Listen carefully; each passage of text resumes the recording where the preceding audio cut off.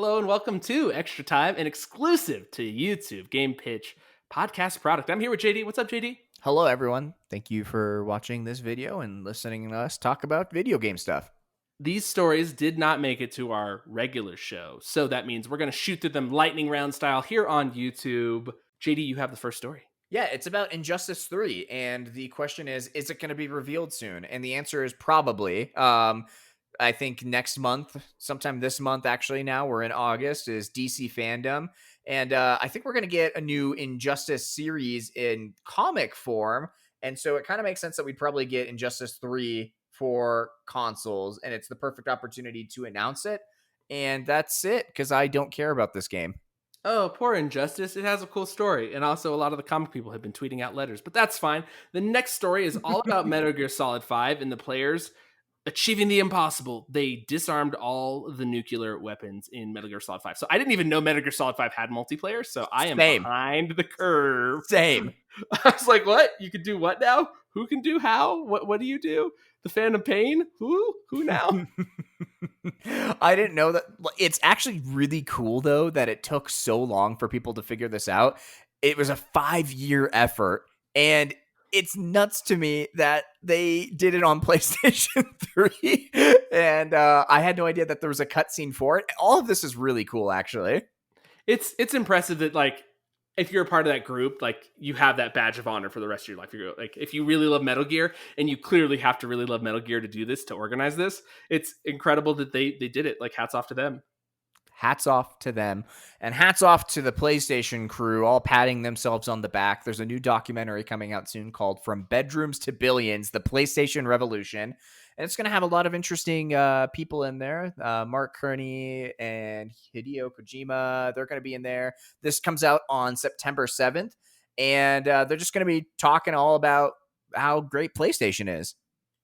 They will be talking about how good the PlayStation is. What's interesting, I'm going to give us some penalties right there. First off, you call it the DC fandom. It's the DC fan dome. It's the dome of fans. The other thing. I was interested in the way you said Hideo Kojima and then also Mark Cerny. Like, I was like, what? Poor guys.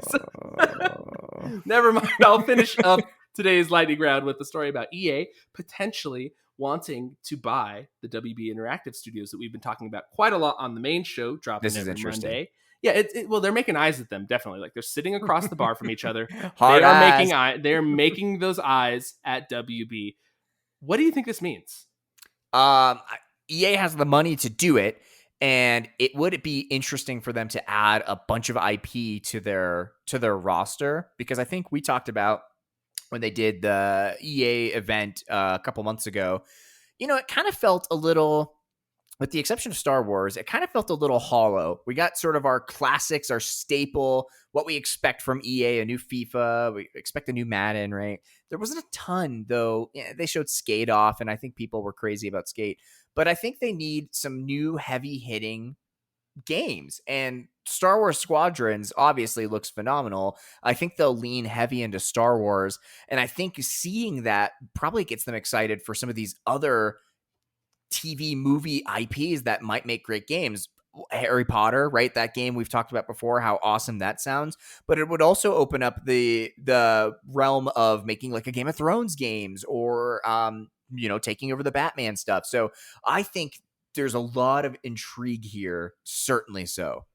It'd be super interesting if, like, a year from now, the next EA event is like Batman game reveal, Harry Potter, Harry Potter and Force Unleashed 2 reveal. It's just like, God. Oh man, Harry Potter, Star Wars, and Batman. Like, of course. What a win! Like, what a sweet for EA it would be. But the caveat to this story is that Microsoft is still rumored to be kind of kicking this idea around as well. So who has more money? Certainly Microsoft. Who has more desire remains to be seen.